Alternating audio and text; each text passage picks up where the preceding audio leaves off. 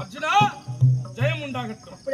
என்னை வணங்கிய காரணம் என்ன? பாபா இன்றைய தினம் 16ஆம் யுத்தம். அப்படியா? 16ஆம் யுத்தம் அல்லவா? ஆமா. அந்த கர்ணனை கொல்ல வேண்டும் என்று சபதம் எடுத்தது அல்லவா? உண்மை உண்மை. இன்றைய தினம் அந்த கர்ணனை கொல்ல வேண்டும். ஆயில போருக்கு புறப்பட்டு போகலாம். கர்ணனை கொல்ல வேண்டும். ஆமா. சபதம் யார் இருந்தது?